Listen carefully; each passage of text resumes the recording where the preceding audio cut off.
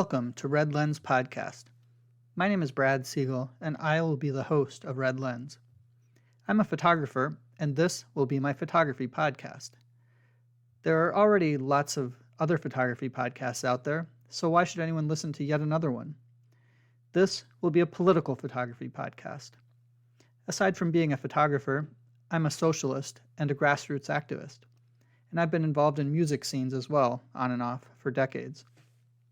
I take photos at a lot of protests and political events. I also love taking photos at punk shows and at other live music. In my street photography, I often try to show the contradictions, like opulent wealth and dire poverty, that coexist side by side in today's world. Which is to say that I bring my politics to my photography. Deciding what to point the lens at, what to include in the frame, and what story you want to tell is a political decision. And sometimes, photographs can help spark political consciousness or even inspire people to take action. Think of the iconic photos from the Civil Rights Movement, or searing images of refugee children face down in the water, whether Syrians trying to reach Europe or Central Americans in the Rio Grande. Think about the image of U.S. Border Patrol on horseback chasing Haitian migrants, or the image of the Vietnamese girl running from U.S. soldiers after a napalm attack. Images like this change how millions of people understand and think about the crucial political issues of the day. On this podcast, I'll have conversations with photographers that document protests and social justice movements, that document artistic and cultural movements like the punk and hip-hop scenes, and that document other movements and happenings that are either ignored or intentionally mischaracterized in the corporate media. Yeah, we'll talk about the usual photography stuff too, like gear and settings, but that won't be the main thing. So Red Lens Podcast will be about photography from the perspective of a socialist and an activist. I'll usually have a guest, so you'll meet some new people and hear their stories, ideas, and thoughts. I hope you'll get something from the podcast, and I hope you enjoy listening to it. Welcome to the podcast about photographing politically and the politics of photography. Welcome to Red Lens. In this first episode of Red Lens Podcast, I have a conversation with my friend and comrade, Phil Ward. We had a fun conversation where we covered a lot of ground, from political movement photography to music photography to Phil's passion for abandoned buildings and spaces. We get into some interesting stories, and you'll get to hear Phil talk in detail about 3 of my favorite images he's taken that I picked out just for this conversation. There's a lot here, so I hope you'll dig in and enjoy it. I encourage you to check out Phil Ward's work on his website and follow him on social media at philwardphoto.com and on Instagram and Facebook at Phil Ward Photo. So let's jump right into this interview.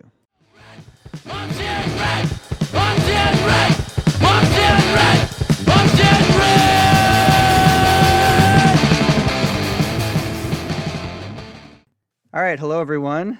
My name's Brad Siegel and I'm here with Phil Ward. Welcome everyone to Red Lens Podcast. We're here to have some conversations today and hopefully have a few laughs and hopefully talk about some serious things too. So yeah, I just wanted to welcome our guest today, Phil Ward. Why don't you introduce yourself briefly and then we can get into some questions. All right. Well, thanks, Brad, for having me on. I'm excited to do this and excited to be on your podcast. My name is Phil Ward and I am a photographer and I do several different styles of photography and most recently with Brad, movement photography. So that's, that's kind of my photo thing. Right on. Well, yeah, and why don't we sort of just taking it from there, we, I think, both have a few things in common.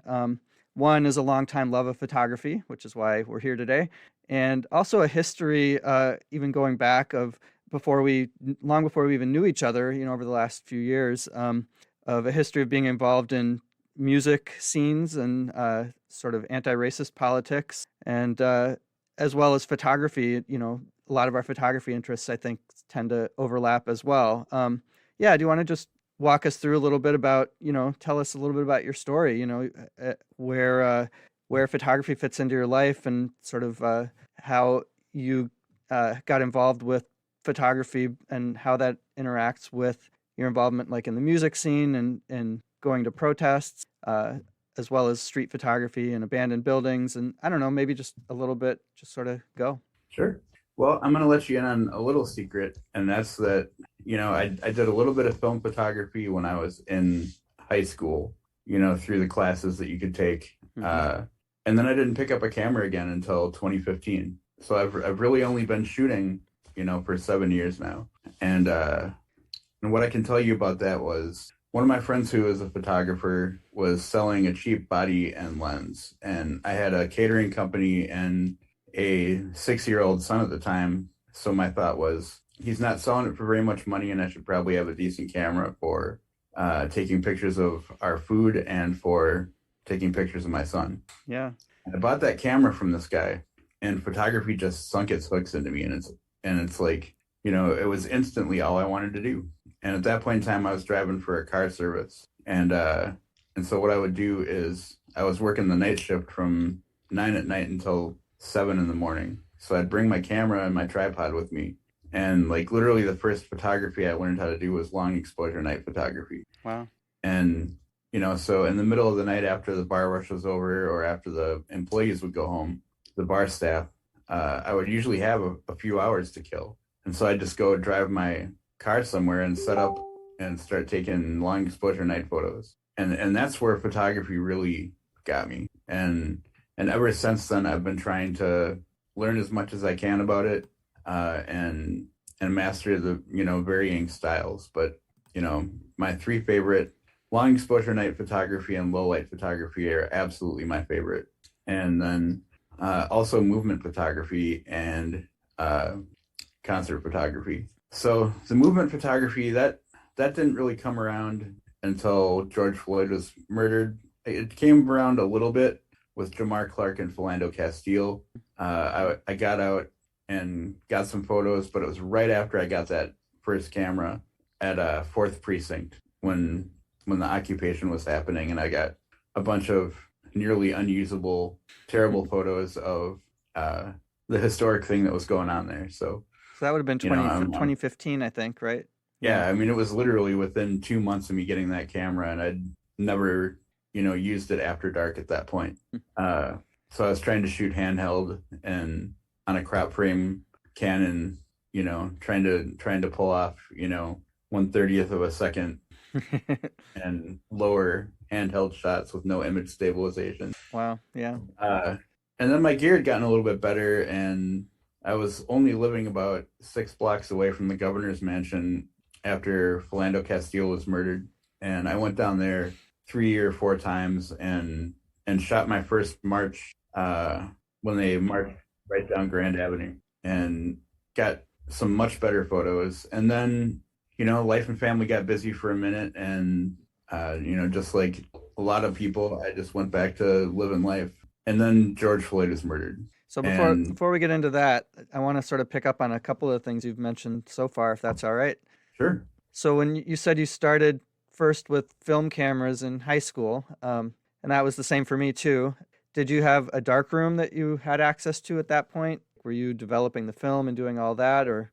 Yep, Yeah. I certainly was. And that was the cool part of that, is that both high schools I went to had dark rooms. And so they would, check you out like, a Pentax K1000 or a Sony AE1, and you'd buy film from the school and you'd go out and shoot, and then you'd be able to come back, and they taught you how to develop the film and make the images. And there was a darkroom you could use after school.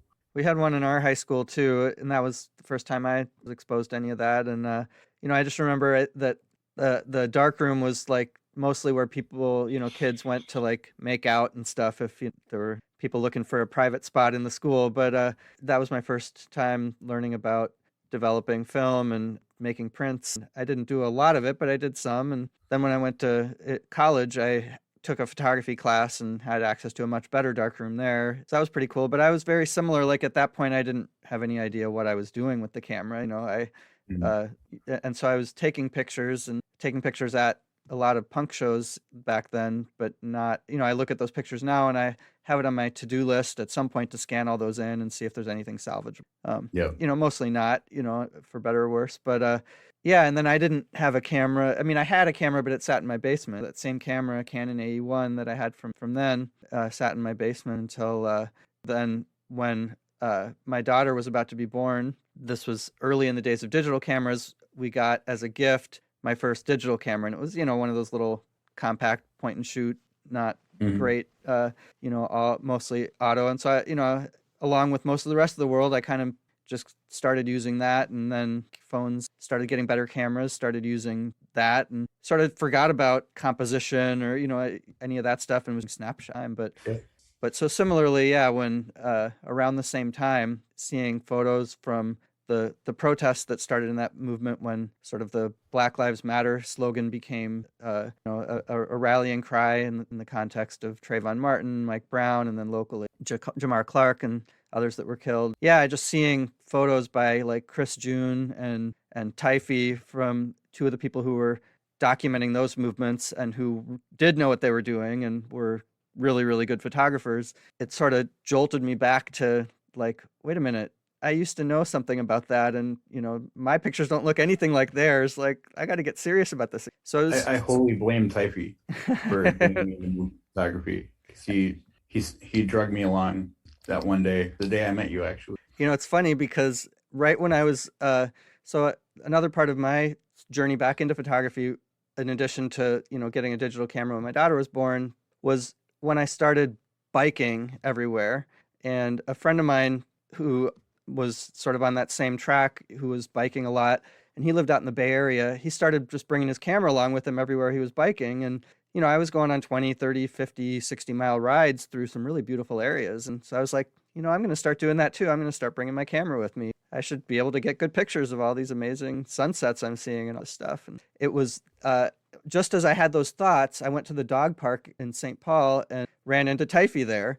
And so I just started like bombarding him with questions about photography, like, how can I get better pictures? What should I? And, so I can blame him a little bit too. And for folks who don't know who Typhy is, I'm going to interview him soon for the podcast as well. So you'll get to hear all about his journey as well. So yeah, it sounds like both of us have some sort of things in common in terms of our path with photography, starting in high school and dropping it for a Yeah. while, picking it back up. Punk rock shows. When kids come into the picture, and then when the movement reached another high point. And I always took pictures like with my phone or with my little compact camera all through that time. I've been going to protests and organizing protests, and I always was one of the people who would take a few snapshots and upload them to Facebook. But I look at the ones now up before that point, with 2015, 16 or so, or for me a little later, and they're just, the quality's not good, and so that, I guess, brings us back to where you started to leave off when you sort of jumped back in full force with movement photography when George Floyd was. Do you want to talk about that a little bit? Yeah, I was, I mean, it's one of those where were you and what were you doing moments, that you'll always remember. I'll always remember that I was sitting on my couch in exactly the same place I'm sitting right now when that article popped up on my phone. And I just remember the shock and outrage, and, spending pretty much the entire day, because it was still back in quarantine times, trying to find out more. And then the unrest happened, and I didn't leave the house to go out and shoot any of the unrest. I don't know if it was fear. I don't know if it was me not wanting to, ask Karen, my wife, if that was okay, or if it was the pandemic, or a mix of all of it. But, I did the keyboard warrior thing for those first 3 days and posted as much about it as I could, and reposted live streams that were up from Unicorn Riot. And then shortly after that, Typhy was like, nah, man, you gotta come out. You gotta come out and shoot a march. And I put him off for a minute, probably for another month or so. And then finally he's like, all right, dude, there's gonna be this march for Elijah McClain, and I want you to be there. And so I committed to it. And, I knew that my photography skills were up to the task because I'd shot plenty of events and all that, but this was like an entirely new arena of photography, and I didn't know anybody. And, even as a photographer, I have like a hefty disdain for the middle-aged white guy with a camera. and for better or worse, I look exactly like that middle-aged white dude with a camera. Yeah. And I was a little bit nervous about how I was going to be received, but I was like, well, I'm going to be there with Typhy, and, Typhy knows a lot of people in the movement, so it'll be fine. And so I went, and I think that was probably a pretty good march to have be like my first really big one because it was huge and it was energetic and it was awesome. And I feel like some of my best images that I've gotten since I started doing movement photography came from that march. Was that And was the one that started by the Viking Stadium and went across the Stone Arch Bridge, right? Yeah.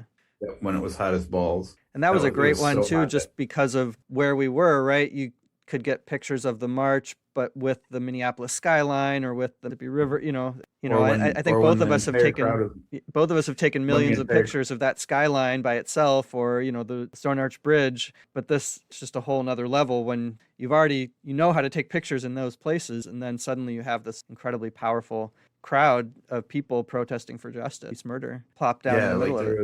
there was when everybody was coming down that hill right by the downtown side of the Stone Arch Bridge. And there was just, literally thousands of people stretched out, and it was the incline was just steep enough so that you could see everyone going all the way up, going back for as far as you can see until the horizon line. And that was when it just like hit me, and I was like, whoa, this is so cool.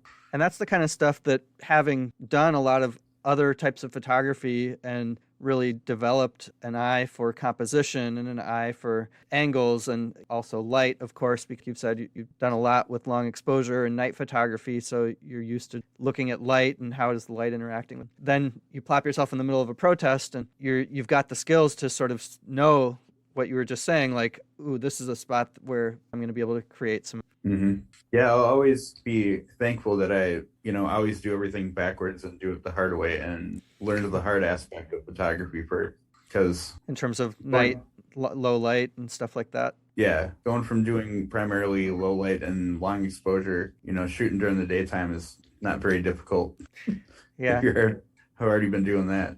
Yeah. So. And I was very similar, because when I started bringing my camera with me when I was on my bike, it would be sunset stuff or coming home from work in the winter after dark and went downtown, with the light rail and with the river, trying to get the reflections on the river. And yeah, so I started with that really difficult stuff too, also with a very cheap crop sensor camera that wasn't able to get as great of images, but yeah, once you sort of figure that stuff out, you're in a pretty good spot to go to a protest and be able to get some good pictures. Well, and a lot of also in the winter, so that was summer 2020 when the wave of protests after the cops murdered George Floyd. But the protests that happened basically almost daily went for quite a while through the summer and into the winter too, when it's dark at 4:30, and so then you're doing a lot of photos at night in the dark, which again, having that experience doing night photography, doing low light photography, having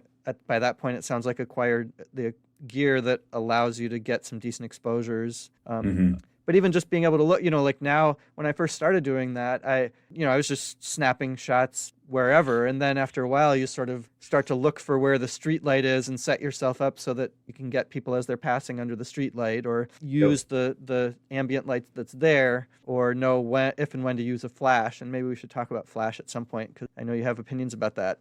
But yeah, so in this process, so you went to that protest for Elijah McClain, and that was, I think, where we first met as well, if I remember correctly. And out of that, we decided, I don't remember how long after that, to start some sort of a new association of photographers, for lack of a better word, because when there's something that is sort of a world-shaking event, like the murder of George Floyd and the massive protests and the burning of the 3rd Precinct, you suddenly had hordes of photographers at protests who the organizers had never seen before and didn't know who anyone was. And so that idea we started talking about that, right? Of like, let's start something where those of us who have a longer history in the movement and know each other can come together and have a group that the organizers have a relationship with and know who we are. So do you want to talk a little bit about that? Because you've really played a key role in building Move for Justice. Yeah.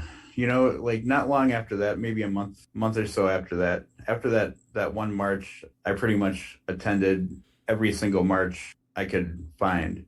Every one of them that I could get to, I went to. And well, let me interrupt just for a second, because this is actually important, right? I think the reason you were able to do that is, the pandemic, the context of the pandemic, right? I think is really important. And so do you want to talk about that? Because, you talked about you sort of started getting into photography and then life got in the way, work, family, etc. So my understanding is you weren't working at that point. Is that right? Like what happened with your Yeah, I had work been laid off. I had because of the been laid off pandemic? from my job at the airport because of the pandemic, and had been laid off since March of 20. That was March of 2020, and Mm-hmm. I didn't go back to work until May of 2021. And so I found myself with a vast amount of spare time, and had just gone to this march, and I had nothing stopping me from doing as much of that as I wanted to. And I'm also one of those people that I can relax, and I spent a bunch of time relaxing, but I got to be doing something.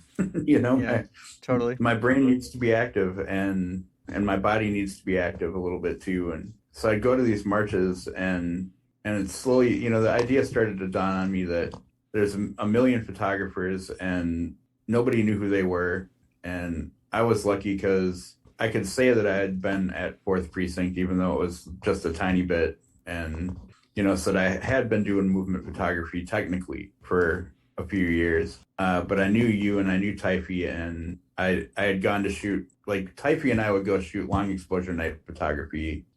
For a while we were doing it every single week all summer long for a few years. And, through that he would bring Chris June with him, or he would bring King with him. And so I got to know them just a little bit. And, so all of us are, you, me, Typhy, Chris June, King, Louis Tran, and eventually Emma, we were all kind of hanging together at these protests anyway. And, the conversation started about we should start something so that movement organizers can know who we are, and we should have like a press badge of some kind so that when organizers see that press badge and they see that it's what ended up being Move for Justice News, they know that they can trust that photographer and that it's a movement photographer and not somebody just trying to make a buck from the New York Times or the Washington Post that flew in from New York 3 days ago. Or, in some cases that I've seen, the photographers from Alpha News trying to, sneak in. And Alpha News being a far right-wing outlet that has as a goal to try and discredit. Yep. So that and a desire to not get arrested as well, because when the police see you with a press pass on, I'm not saying they can't arrest you, but they're much less likely to arrest you if you have a press badge. The nice thing about that ended up being that there's no way for them to tell you that your press badge is not legitimate. And we can talk about how that played out on November 4th, 2020. 2020 was that 20? In front of BCPD. Are you talking about in front of? No, that wasn't in front of BCPD. Sorry, I was talking about on the highway when there was the mass arrest. Yeah. So let me go back and just ask a question about when doing this movement photography. We both talked about how, especially when something big happens, there are just tons of photographers there and videographers, and everyone there has a cell phone, and at some point in a march snaps a few pictures or does a Snapchat or does a quick video for a reel or a story on Instagram or whatever. Everyone there is documenting protests now. So what's even the point? Like, why bring all this heavy, expensive camera gear to a protest to document something that's already pretty thoroughly documented? Like, why? Because my photos are better than theirs. I like your answer. That's very honest. And that's the thing. You can, yes. But why? I mean, I could probably run around with my iPhone and take photos, but why is it important? Why is it important to have really high quality photos of these events? Because iPhones don't convey the same gravity of the situation as real cameras do. And people will argue with you about that up and down. But the difference is undeniable in my eyes. If I take a close-up photo of somebody with my 70 to 200 and I have the compression and the blown out background, there's no way an iPhone can match that.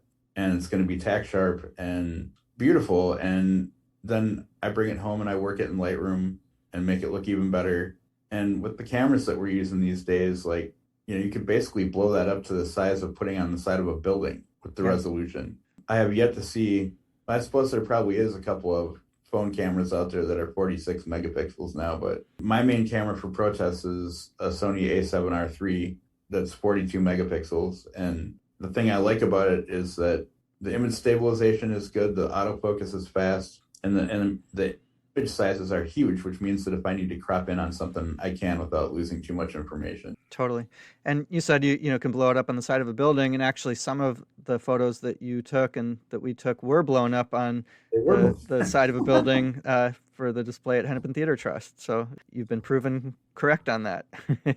So when you take pictures at protests, what are you mostly focusing on? Are you to take a step back? I agree with everything you just said, and I think what I'm trying to do when I take photos at protests and other actions is make the movement irresistible, like make people want to be part of it. I see those images. If you're lucky in a lifetime, you may get one or two images that actually like go viral and help transform the politics in our city or our countries. There are those few images, right, that actually change the consciousness of millions of people. And so that's always a goal, right? Trying to get that image, just in general, trying to make them seem appealing and powerful, because it is. And we have the ability to. Yeah, as photographers, we capture that emotion and that power, and that's not something your average iPhone user is going to be able to do. I mean, it's the composition, it's the moment, it's the way you shoot it, it's what the lens you're shooting it with. I mean, all of these things combine to create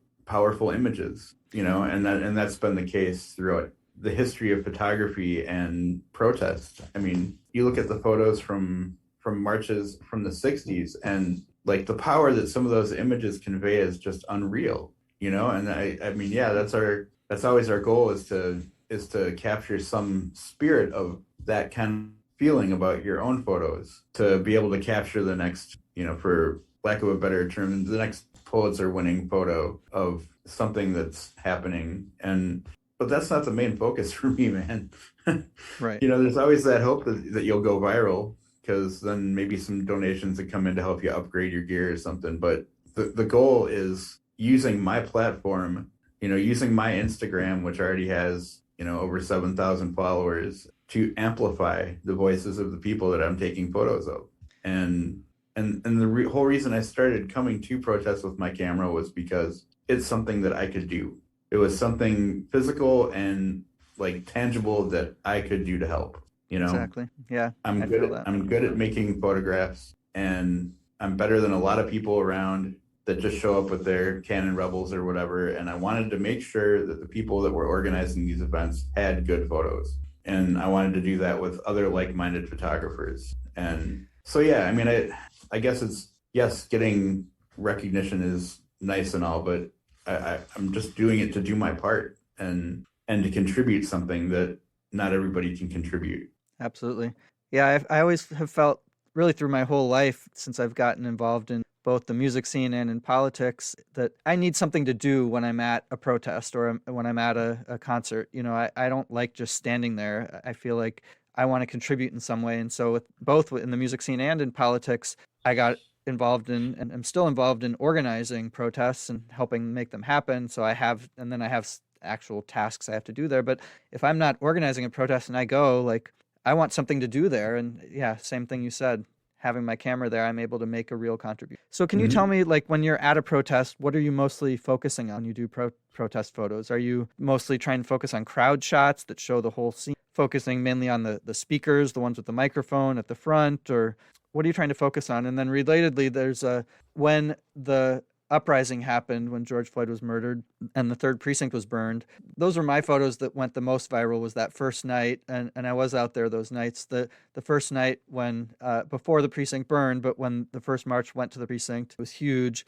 And I posted those photos and they went really viral. And I started getting lots of messages from people I don't know saying, you need to be blurring out the faces of people. This is really irresponsible to post photos from protests showing identities of people. So I want to touch on that controversy maybe a little bit. But first, like, yeah, what do you mostly focus on when you do photos at protests, or is it a little bit of everything? Well, much to my surprise, if you were to ask me about, a lot of other kind of photography, I'd tell you that the most versatile lens you could have on you is a 24-70. And I rarely use my 24-70 at all when it comes to protest photography. That's funny. I don't even bring that one anymore either. It's funny. Yeah, that used to be the only one I would bring. Now I don't bring it at all. Yep.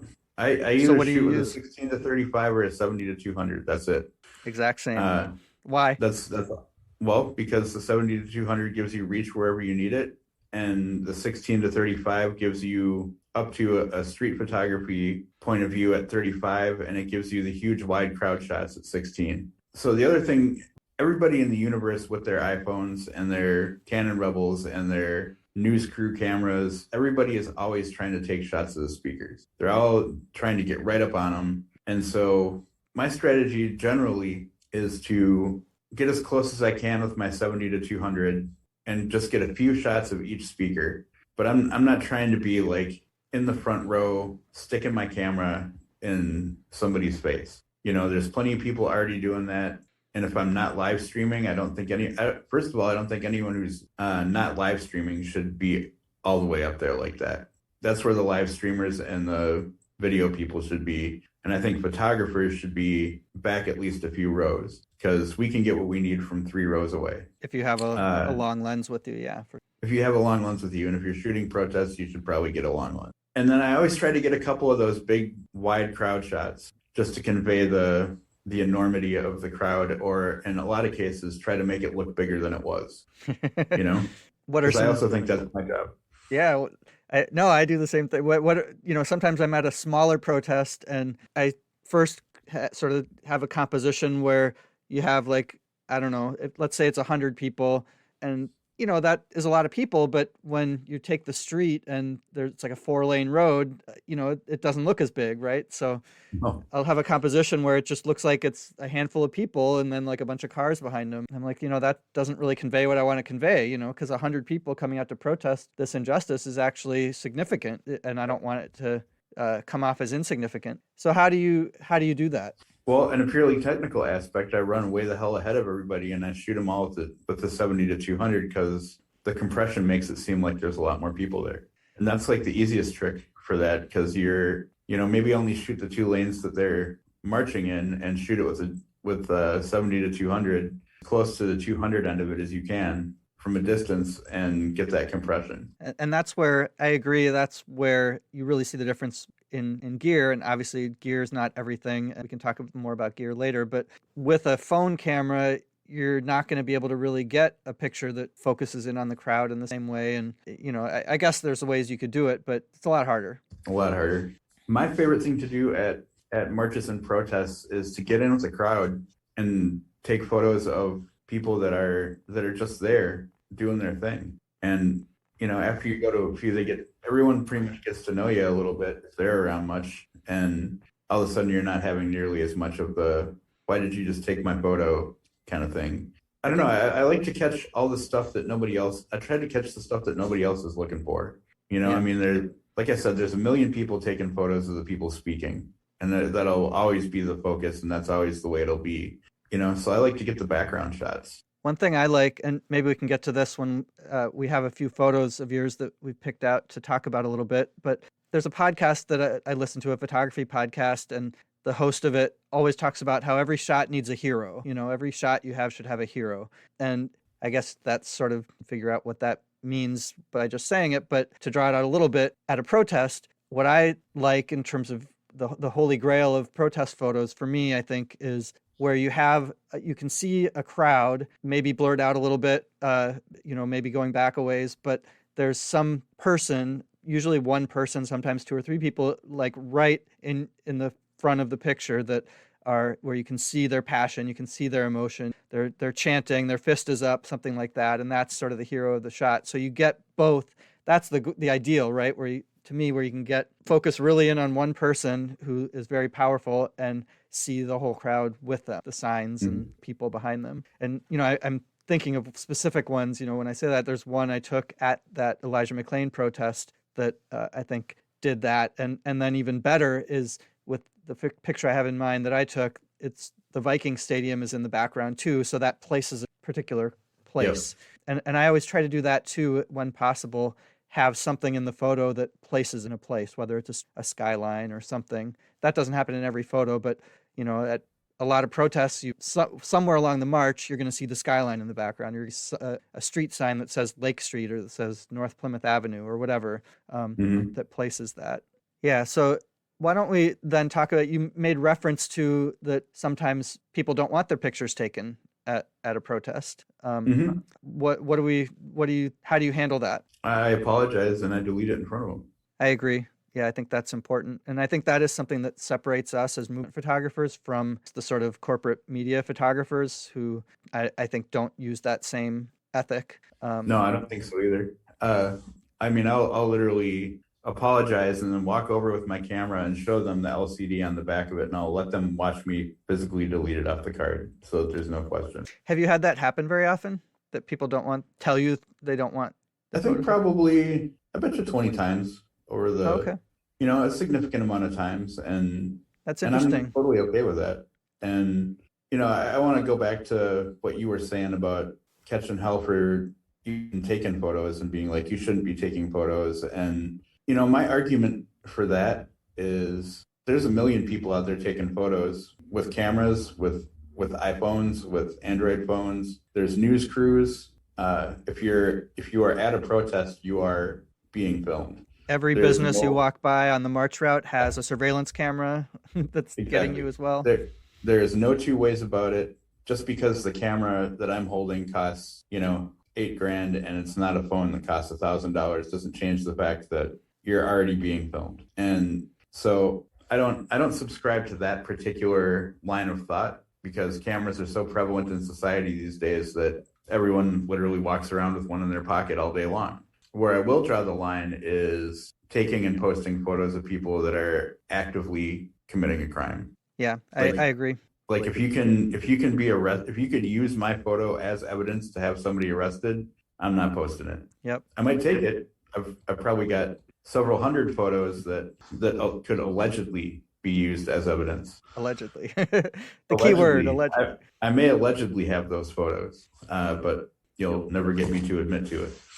No, and I think I look at it the same way. And like I said, it came up when my photos went viral from that first night at the 3rd Precinct. And it was a legal organized protest that marched from George Floyd Square down to the 3rd Precinct. And at a certain point, once it was at the 3rd Precinct, the things took a turn and graffiti started going up, windows started being broken, the cops started tear gassing. I don't know which of those two things happened first. I would guess the cops started acting crazy first. And, then King's live stream for that whole march. Yeah. Right up until they banned him. That an hour after you guys got to 3rd Precinct was when his live stream stopped because the Facebook banned him for a month.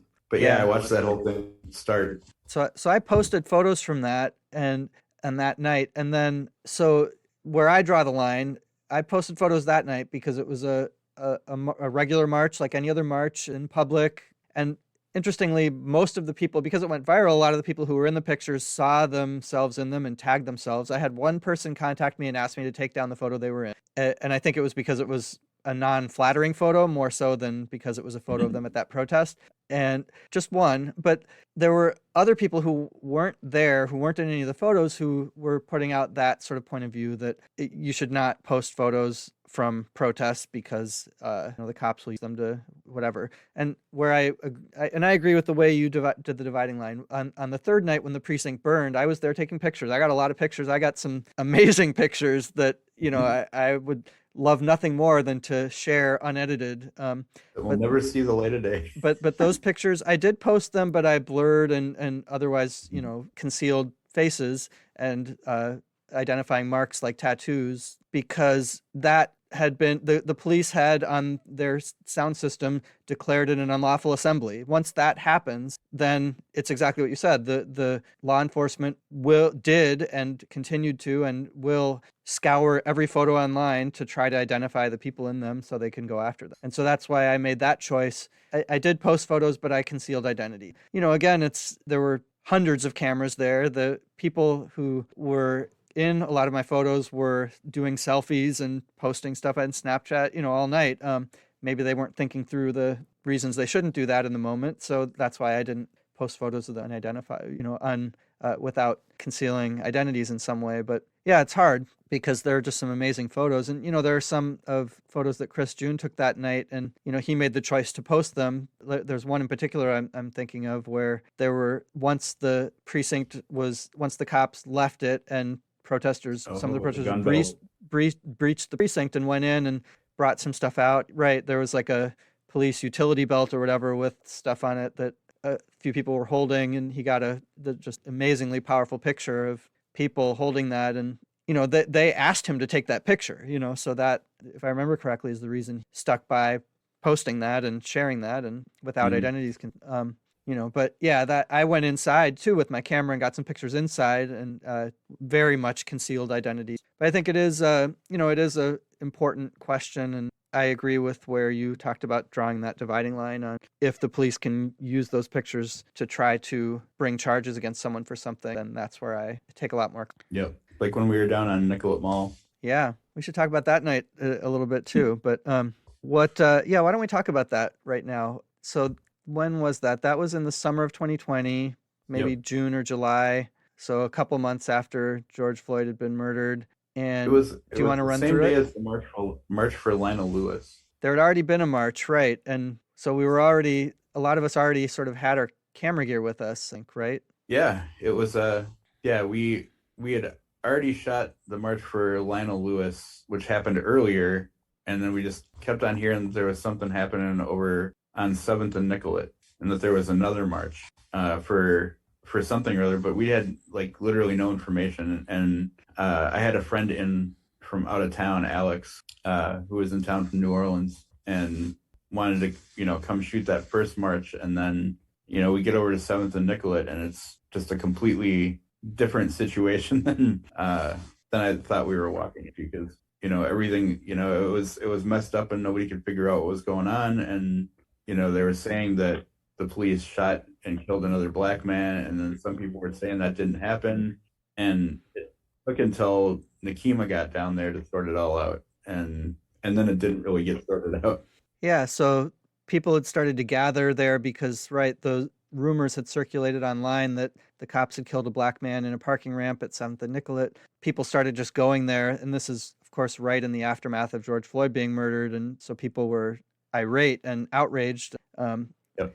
And the cops were, as now that more official reports are coming out that tell us what we already knew, having been on the ground, the cops were acting crazy and trigger happy with tear gas and chemical irritant and other things to try to disperse people. But yeah, so me, you, Typhy, and then once we were there were other people there. But I remember just even trying to get to the area, the cops had already created a perimeter and were trying to not let people to the area. We somehow got through. But yeah, because I hadn't been prepared to go to a protest, I didn't have any gear with me for like goggles to protect my eyes. I didn't have anything. And once we got through, and the cops were very trigger happy, and I was taking I was like kneeling down in the street and taking a picture of the police, but from some distance. I wasn't like right in their face by any means. And one of them ran up to me and sprayed me in the eyes with a chemical irritant. Thankfully, Phil, you and Typhy were there to sort of guide me the rest of the night, because I couldn't see for at least a half hour at all. And then Corey, one of the street medics, helped flush my eyes out. And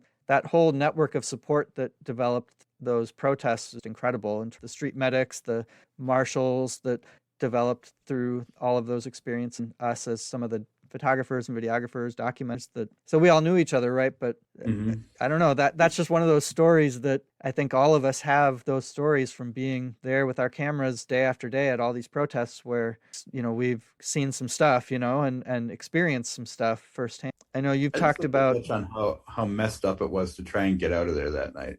That's right. Because what I remember about it is you were blind at this point, but we were standing in front of City Center, and it was you and me and Typhy and Alex Mhm. and Corey. And I just remember looking east on 7th Street, and just seeing the line of riot cops marching towards us. Yeah. And I was just like, oh shit. And this was like right after Foot Locker had gotten looted, and there was cop cars at Hennepin too. So they were kind of trying to kettle people, and literally the only way to go was down that alley right by next to where JJ Flash used to be. That's the Thai restaurant now. And so we're all like, everybody is getting funneled down this, what I've always referred to as the scary alley in downtown Minneapolis, because it just kind of has that kind of feeling to it, especially when there's like, dumb shit going on like that. And so Typhe's got a bad back, so it was definitely me and Alex. You had your arm around both of us, and we're helping you down the alley, and Typhe's leading, and we get up to the next corner, and we are just trying to get back to Typhe's minivan. And every time we turn, the cops would force us to go a different direction, That's further right. away from the van. And like it was scary because it really felt like everywhere we went, the cops would only let us turn one way. There was no choices, and I'm like, what's going to be at the end of this ride? Yep. And but then somehow we managed to get, I think we ended up having to get like 8 or 10 blocks away from 7th and Nicollet before we could actually go east and get around it and get back to the cars. But yeah, that was like my first involvement with police being like they are. So continuing on that thread, why don't we jump real quick to Brooklyn Center after Dante Wright was murdered, and there was really a week of every night, night after night, confrontations in the street in front of the precinct in Brooklyn Center, where the cops were night after night tear gassing and beating people and doing similar maneuvers to push people towards one direction and then another direction. Anyway, I know you were out there a lot, as I was as well. Yeah, let's just hear some of your stories from Brooklyn Center. Oh man, that's like honestly the most terrifying situation I've ever been in my life that week. And I had to like force myself to go there every day. I had to force myself, and I'd get there, and I'd sit in my car, and I'd try and find a reason to turn around and leave. Yeah, yeah, Because there's nothing sane about being out there. There's nothing safe about being out there. Press badge or no, I mean, yes, you had more protections with a press badge, even though they were blatantly and on purpose attacking press yep. out there on the daily. So I'd sit in that car, and I'd get out, and I'd go back to my trunk, and I'd get my vest and put on all the crap. And Let me interrupt there just for a second. So for me, after what happened at 7th and Nicollet that we were just talking about, that was when I finally made an appeal online for people to donate some money so I could get some real gear to protect myself in the situation. So, yep. some good goggles, a gas mask, a vest to protect projectiles shot at me. Mm-hmm. And by that point, by the time of Brooklyn Center, I think all of us had acquired that equipment, right? Yep. Because we'd Yep. all had those Everyone. experiences by that point of being gassed, having projectiles shot at us. So I yeah, so wouldn't have. that's what you're talking about when you're talking about getting geared up. That's what gear did you have and through it? Yep. I used a skateboard helmet, just because my thought was, if I catch a bullet in the head, if I don't have the actual Kevlar Army issue helmet, I'm gonna be dead anyway. So I was kind of basically just wanting to protect my head against, nightsticks, bottles, light projectiles, what have you.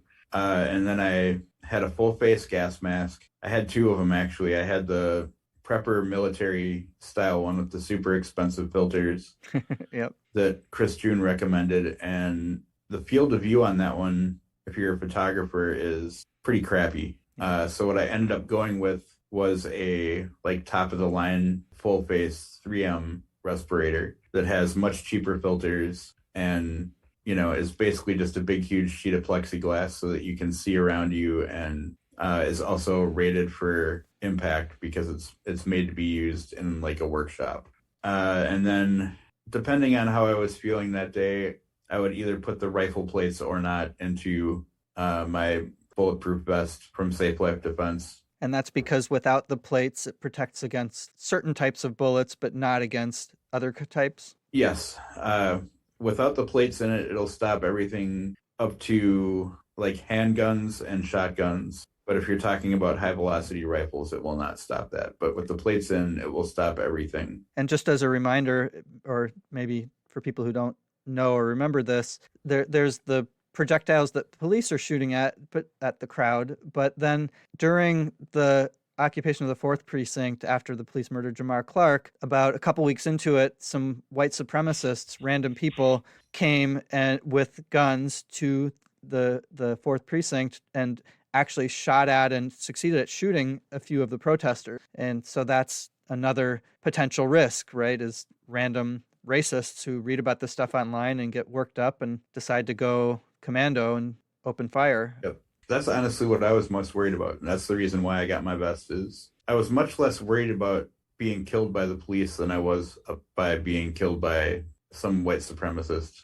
with a rifle 100 yards away, or at least I thought that it would be a lot less likely that the Brooklyn Center Police Department and the state troopers were actually going to open fire on us with live rounds. It seemed much more likely that white supremacists would show up out of thin air and that they would be the ones that did that. So, and it's not a terrible idea to still have that vest for rubber bullets and what have you. Although, from what I hear, the rubber bullets can actually crack the plate, and then it costs a bunch of money to replace it. But and just taking a step back and thinking how wild this is, just where this country is at right now, that in order to show up as a photographer with a legitimate media organization to take pictures at a protest against the police killing someone, you have to take all of these precautions, because these things, we've all experienced these things doing this work.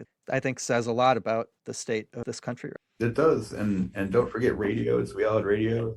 You got to be able to get in contact with each other. And, part of my kit was a gunshot trauma first aid kit. I didn't have things like Band-Aids in my first aid kit. I had things like chest seals and tourniquets and like, the industrial EMT quality shears for cutting people's clothing off of them or what have you. And, the people who are experts in those types of fields say a tourniquet is the most important thing you can have with you in case of the zombie apocalypse or unrest. So it's like, the people were constantly getting hurt around us. There was one night in front of BCPD where the crowd was split into two. One was down further past the police station by that small church, and then the other crowd was right by that gate that was like kind of the main focus that first night.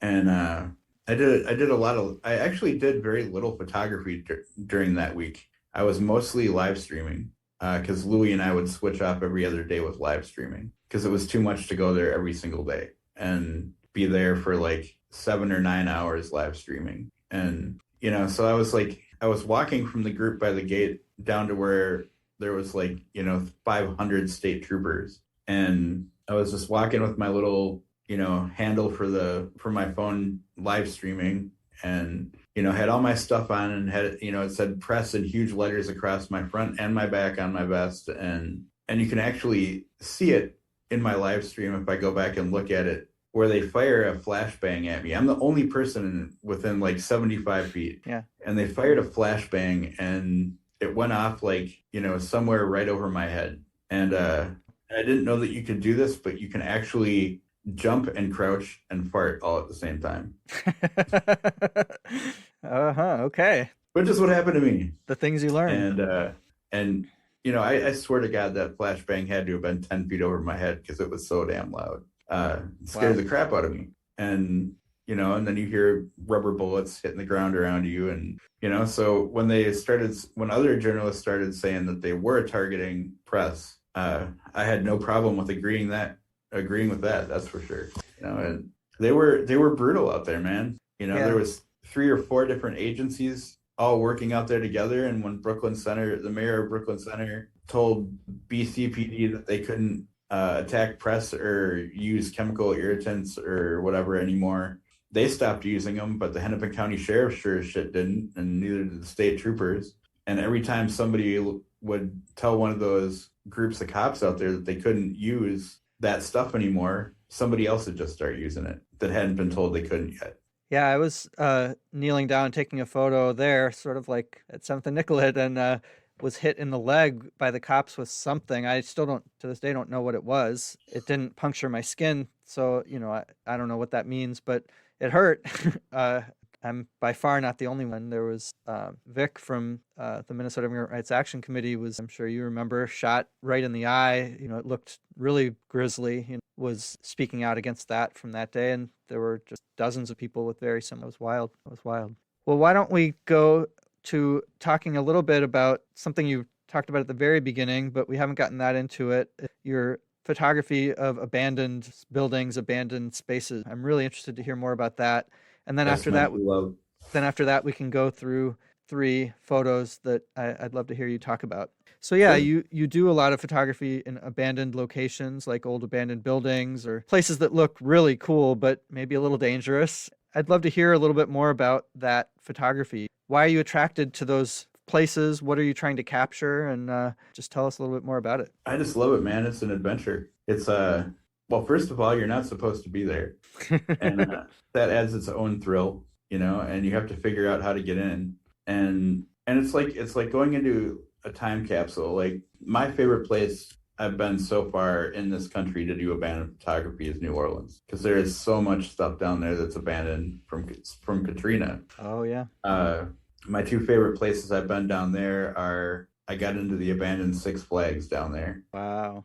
and that was just wild. I have some amazing photos from there, and just watch it, documenting the devastation of that hurricane, and you can see the water line on all the walls and all the buildings still. And I think the thing I like about abandoned photography is that it feels like you're walking around in like a post-apocalyptic universe, and there's trash everywhere and everything's wrecked and there's graffiti, and I don't know. I love the way that feels. I love the fact that there's never anybody else in those buildings. Another place in New Have you Orleans. ever encountered people there, whether like Oh yeah, you'll encounter homeless people from folks time or to time, and it's usually cool. Yeah, but the thing that you also have to understand is your own spatial awareness because you are by yourself. I would always recommend going with one other person at least. I don't always follow that rule, so it's been apparent to me that I'm in this huge abandoned building that somebody, if they wanted to, probably could kill me and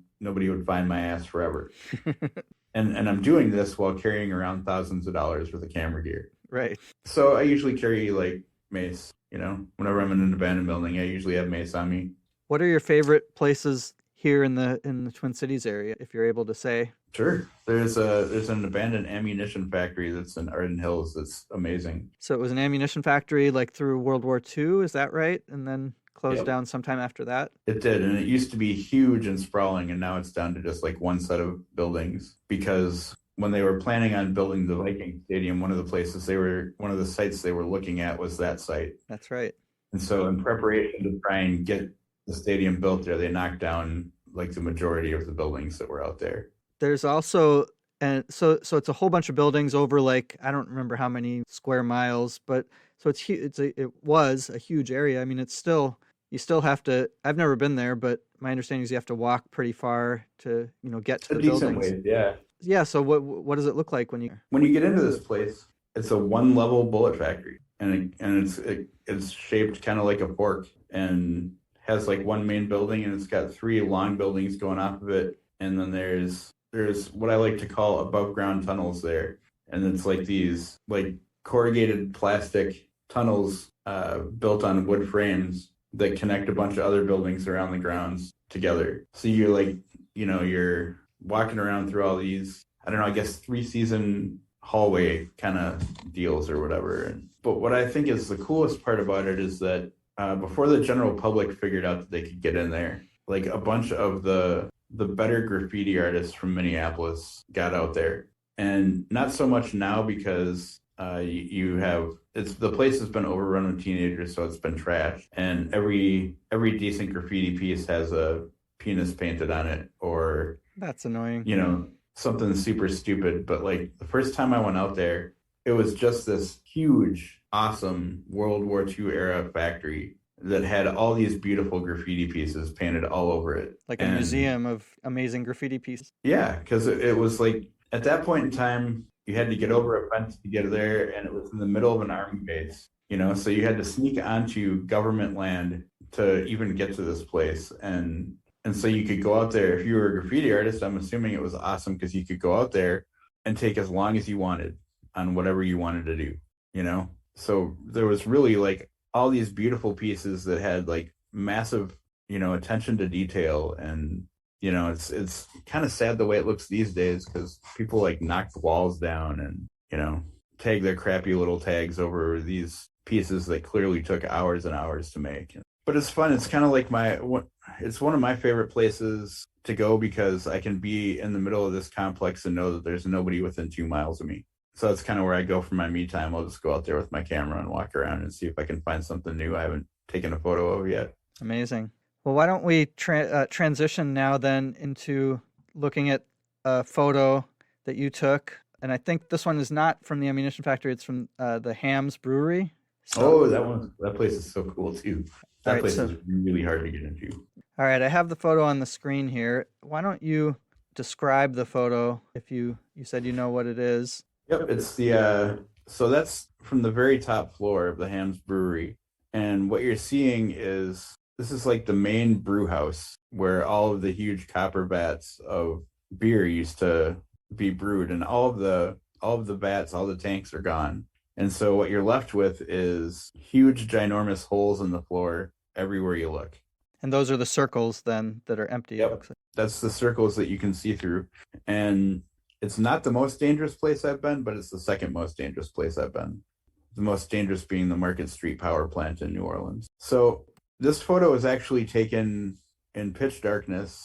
And what you're seeing down there at the bottom is somebody with the flashlight on their phone. And Did you have them light that on purpose to help light no, the that was photo? one of those times where there was just other people in there that I didn't know, who I bumped into and talked to for a minute or whatever. And So uh, what looks like light coming through the windows is there's actually not much light outside, if any, and it's just a very long exposure that it makes is, yeah. lets That's a 30-second exposure because it was full night outside. so you didn't light the shot at all. It's just the ambient light from the long exposure and a phone light at the bottom there. Yep. A phone light at the bottom, and the thing that's lighting up the curve going around the opening is moonlight.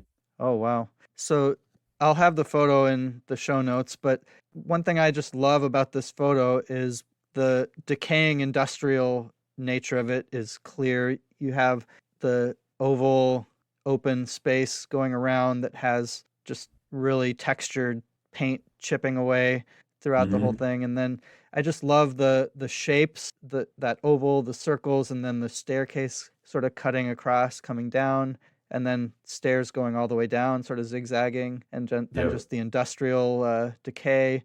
And so the composition and the light and the texture, all of it, I just think is so cool. Thank you. I really like this photo too, and I love that industrial decay. I love it. Some people like to take, pictures of streams and mountains and stuff, but I'll take abandoned factories every single time. I think I it's agree. beautiful.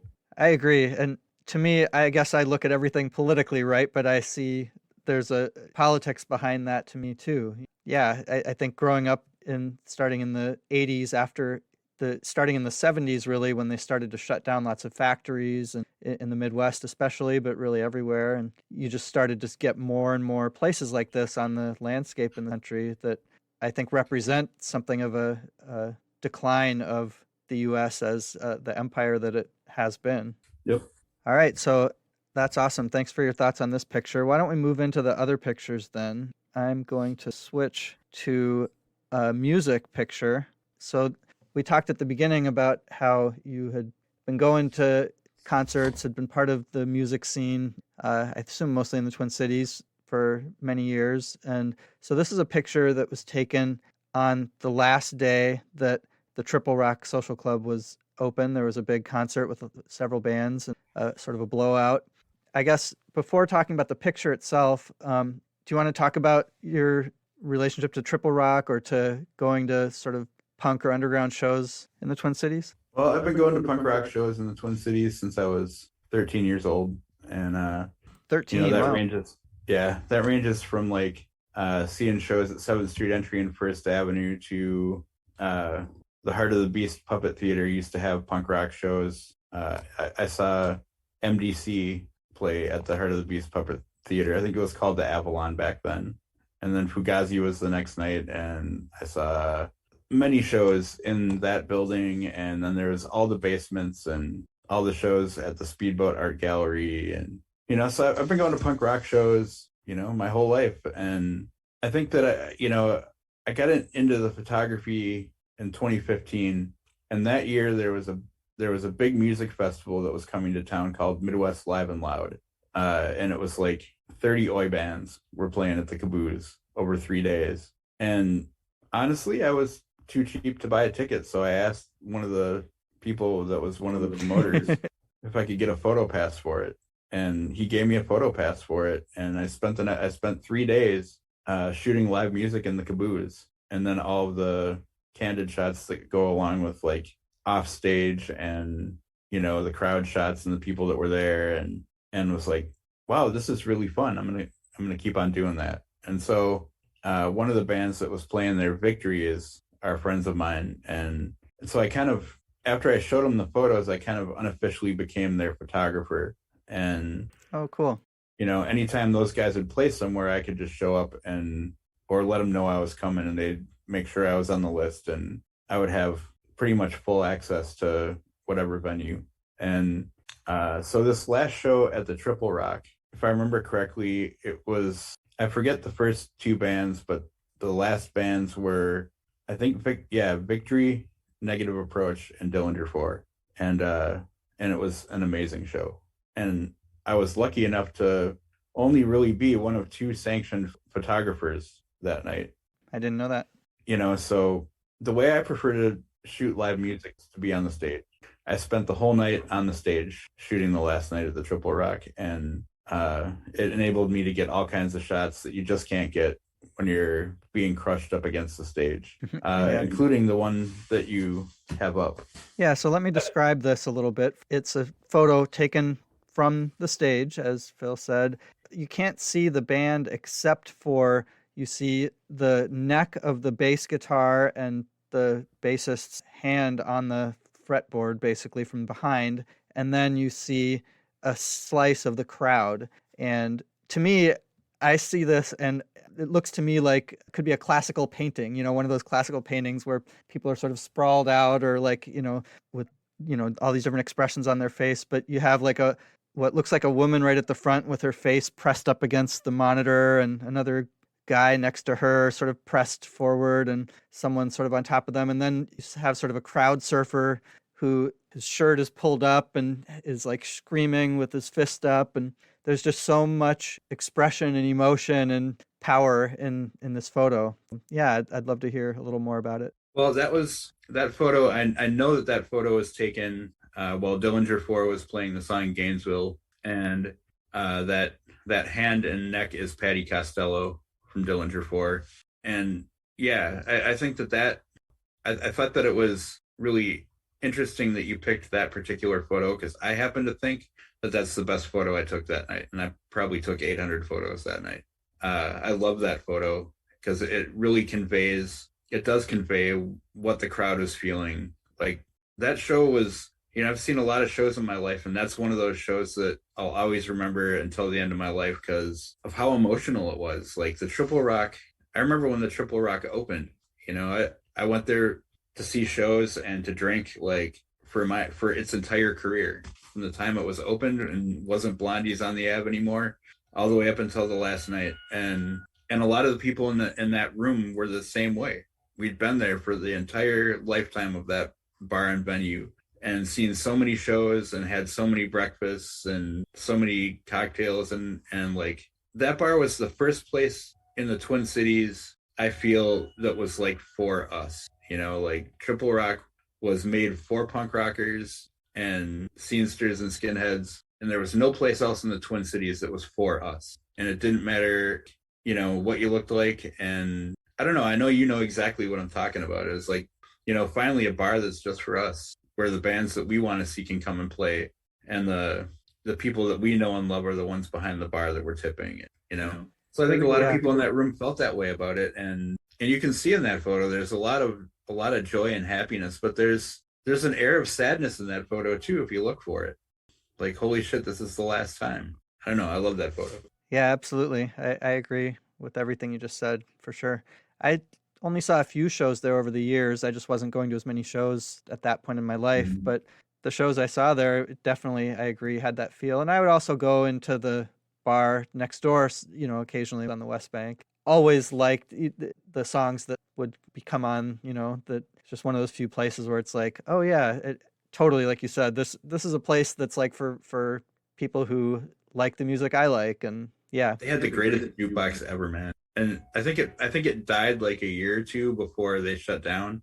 But it was like one of those old school CD jukeboxes, and it had like everything from the Pogues to Cockspire to Agnostic Front to the Bouncing Souls, and it was like you go to a bar and there's a jukebox that has all your favorite, it's a jukebox full of your CD collections. It was awesome. Yeah, absolutely. All right, so why don't we move on to the last photo here of the three that I wanted to talk about.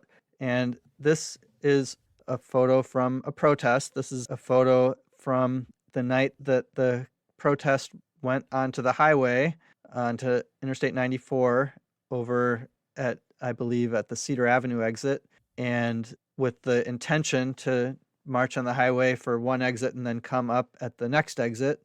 But then the cops basically kettled the entire protest on the highway. Suddenly, out of nowhere, poured in hundreds or possibly thousands of cops from various law enforcement agencies, blocked everyone in. I think maybe a handful of people were able to scurry and crawl over a fence to get out of the kettle, but very few. Almost the entire protest got trapped on the highway, and systematically over a series of, was it 6-7 hours, that the cops kept the highway shut down, they processed and arrested the entire protest. And this Yep. is in a context where, starting back at the time, I think when Jamar Clark was killed, was one of the first protests where people went onto the highway to block. And of course, there's a lot of debate about whether it's good or bad to protest on the highway. I think it's a very powerful tool to use for a lot of reasons. One important one being that that highway, in particular, Interstate 94, was built in around the 1950s and early 60s and cut right through Black communities, destroying a lot of those communities, particularly in Rondo and St. Paul, but also in Minneapolis, and with the purpose of catering to people who lived in suburbs, who tended to be whiter and wealthier, being able to zoom past but not interact with those communities to get to their downtown jobs, and then zoom back out, allowing business to go on despite the poverty and racism, et cetera, that the people living in their paths were subjected to. And I think stopping that is a very powerful tool. And so protests started to do that at that time and continued to do that. And then this protest seemed like when the powers that be made a decision that they're going to put an end to this, or attempt to anyway. And I believe Walls's quote was "Teach us a lesson." exactly.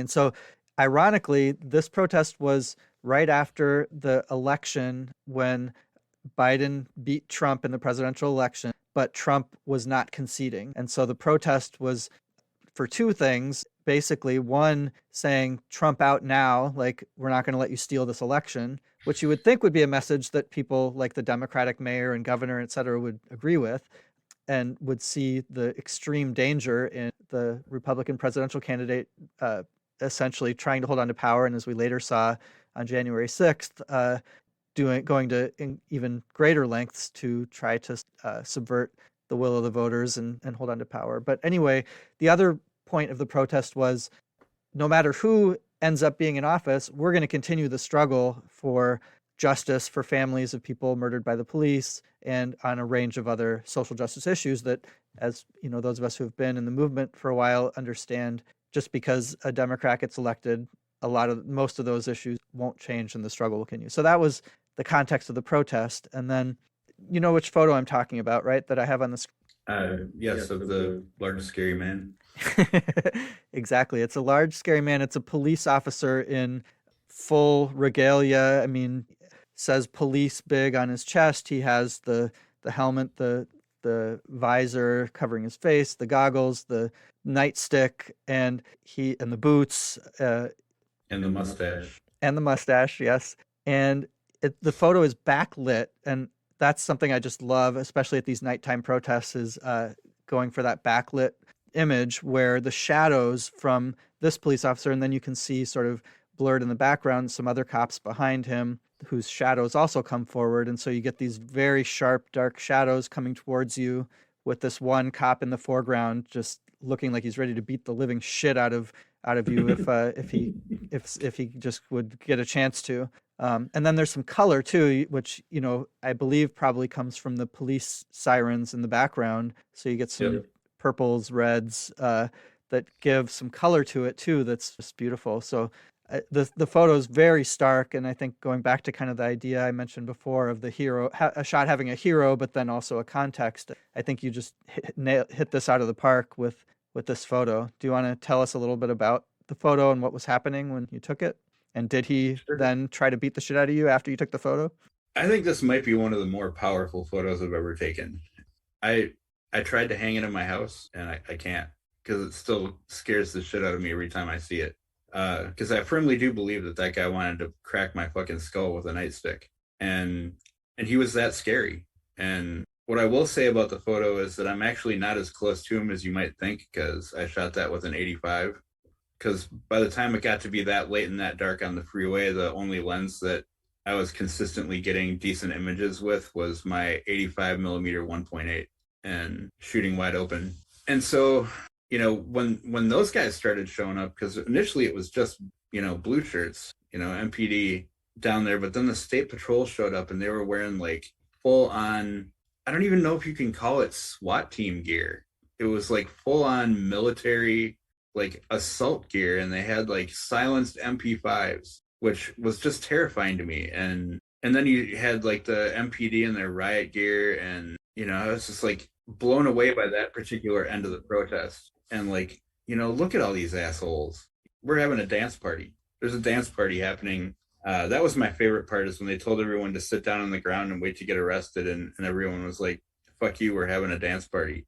And so once people started deciding they were going to have fun until they got arrested, that's when like all the G.I. Joe guys came out. And the guy I took that photo of was like sitting there bouncing his nightstick on his palm, doing all that, I guess for lack of a better term, cop shit. But yeah, I was just like freaked out by how imposing and how intimidating this guy was. And so I just walked up and took his photo, and he didn't like it that much, so I took about 6 more, and he got progressively angrier looking with each photo. And I don't think this is the last one in that progression, but it's like, number 4 or 5 out of 6. And I did that to a bunch of those guys that night. I'm like, wanted to get up and get close and personal with them and get photos of them that showed their face and their last name on their military fatigues for being state troopers. Like the people that pull you over for speeding on the freeway, somehow have like, futuristic body armor and silenced automatic weapons. And then on the other end, they had a Bearcat, and they actually had a sniper in there.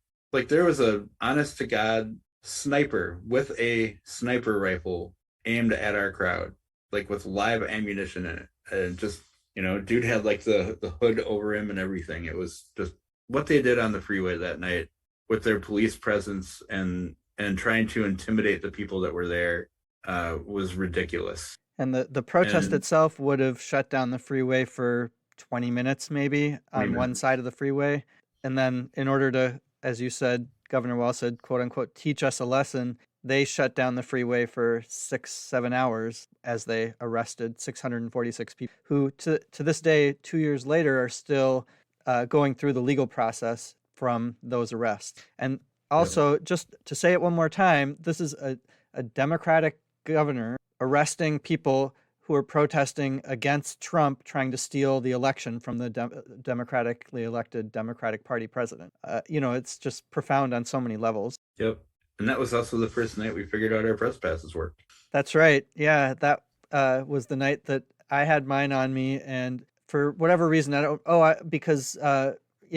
decided that I was going to try and get arrested quickly and processed quickly so I could get out. I had something to do, I don't remember after, which I never ended up doing, of course. But so I presented myself fairly early on, to try to get processed and get off the highway, and showed them my press pass. And I said, I'm from media. Are you going to arrest me? And the woman who I said that to sort of froze and didn't know what to do. And so she said, wait a minute, let me check. So she went and grabbed some other person, I assume one step higher on the rank to make decisions. And he didn't know what to do either. So then he pulled out a phone and got on the phone with somebody a couple minutes later, came back and said, okay, we're not going to arrest people with press passes. So the original cop walked with me to the highway exit, which because we were almost off the highway.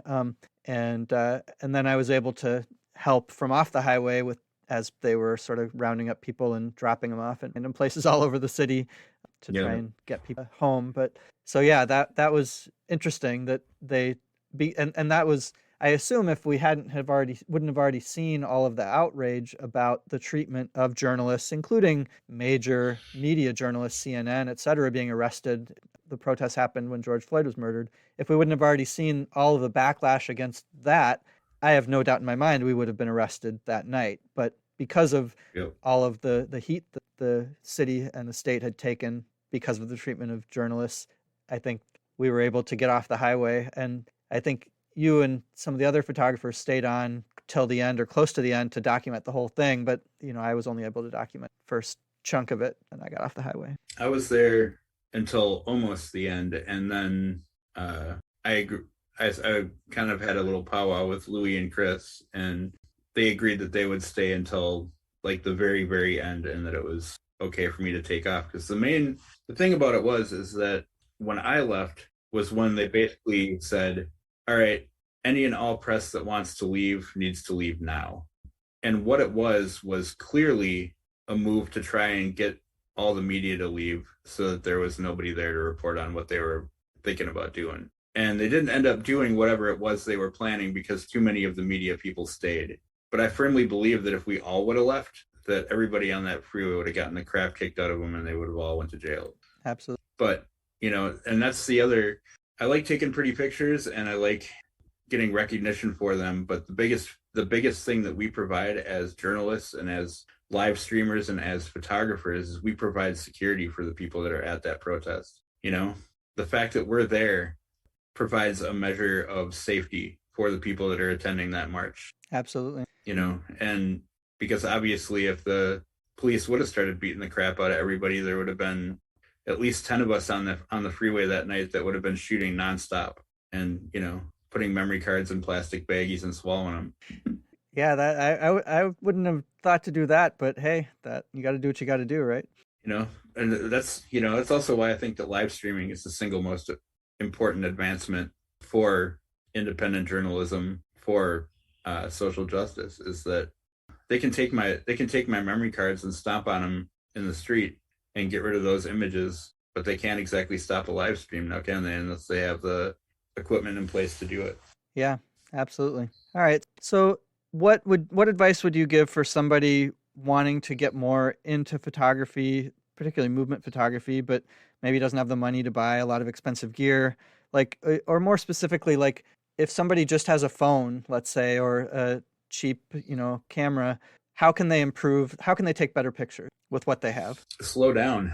One thing about movement photography is that, the energy around marches, there's always an energy of urgency and go and high energy. And if you don't have equipment that can handle like high action stuff, like that's built for sports and whatnot, and, just slow down and compose your shots. I would rather walk away from a march with 25 usable, really good shots than 300 that are slightly out of focus because I was rushing myself. Get to know your gear, get to know its limitations. Like, you talk about those nighttime marches where you're using street lights. Know the limitations of your gear. Like, I know on my Sony that I can shoot handheld at 1/60th of a second, and I can shoot 2 stops underexposed if my image stabilization is on, and I can recover those images no problem, But that's the limitation of my camera. Anything beyond that is, you're getting lucky. So learn your gear. Yeah, know your gear. Know how far you can push the dynamic range on your camera. Know what shutter speeds you can pull off and still shoot handheld. Always make sure your image stabilization is on if you have it. If not, always remember the focal length rule, where your shutter speed should always be equal to your focal length, to avoid camera shake, and pay attention to your composition and do it a lot. Repeat. That's really about all there is to it. Yeah, I think a couple of the things you said really resonated with me. Well, all of it, but think about your composition, I think, is important. And you don't have to get a lot of photos. You can get even just 2 or 3 really good ones that will make a bigger impression. And that's something think we've maybe talked about before, when you take photos at a protest, you get a lot of times now in the digital era, there's no reason not to keep shooting. And so you take hundreds of photos at a protest and you want to share as much of it as you can because it's inspiring, and you want to get pictures of every speaker and all the really nice banners. So you end up sometimes putting on social media a whole ton of photos. And the reality is most people are not going to look at 80 photos from a protest. And so it's always that, it's always that internal struggle about, for me anyway, about, wanting to document the entirety of what happened, but also wanting to not post too many so that what I post is really the most powerful and that people will actually look at them. And yeah, just the composition and having a hero of the shot, having something like that sort of is people can focus on. I found that using the rule of thirds grid on my camera for protests is a really, really easy way to make sure that your composition is on. I know that the rule of thirds isn't sovereign in all aspects of photography, but I find that if I use that grid in my viewfinder while I'm doing protest photography, that I'm able to get the compositions that I'm looking for without having to think about it too hard.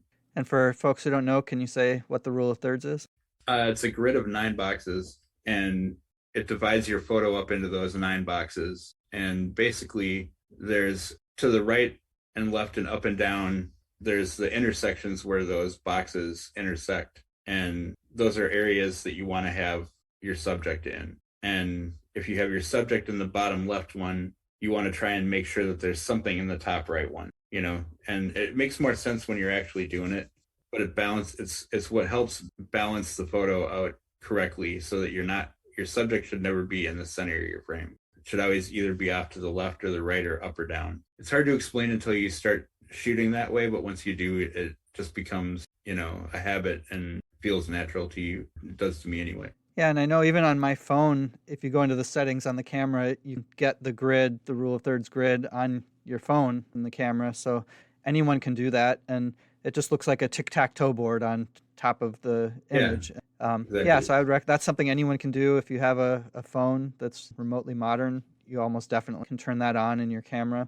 And I'd really just go into the settings of your camera. You can do a lot more with phone cameras than a lot of people even realize. One really simple thing is just sort of clean the lens on your phone camera. They get crap on them because our phones are everywhere, and a lot of times you get blurry or kind of icky photos because you just didn't clean it off. And there's some really good apps too. Like there's an app called Halide, Halide, which will give you full manual control over your phone camera and has filters and what have you. But I've found that that's a much more pleasurable experience than trying to just use the camera app on my iPhone. Like you can even set it up so that one of your volume buttons is the shutter button, so you don't have to press on the screen. Yeah, absolutely. And also edit your photos. That's something that people who didn't start with film cameras, I think, sometimes people just think, oh, if you edit your photo afterwards, you're cheating.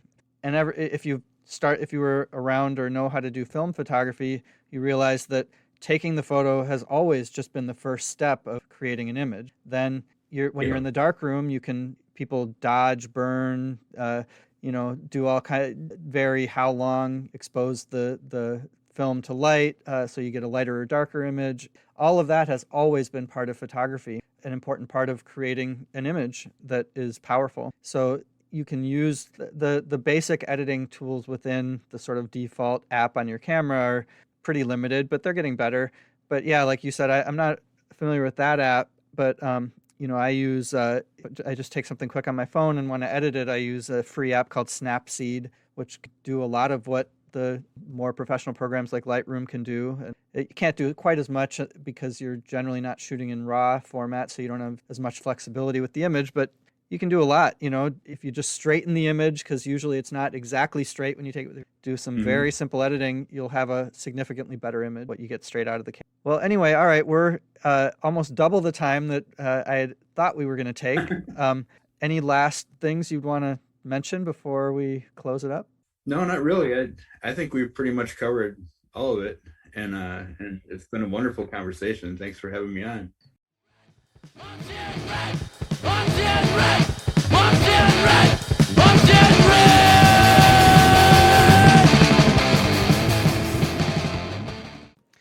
All right, that was our interview with Phil Ward. I hope the handful of you who hung in for the whole thing enjoyed it as much as we did. In future episodes, I may add more segments to the podcast other than just an interview. But let's face it, this episode is already long enough, so I'm going to call it a day with that. I'd just like to end with the obligatory message about how you can support this podcast. Most importantly, you can donate to my Patreon at patreon.com/SiegelPhotos to help make it possible for me to spend the time it takes to continue to do this podcast.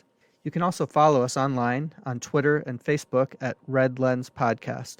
So until next time, keep organizing and keep documenting the fight to bring to birth a new world from the ashes of the old.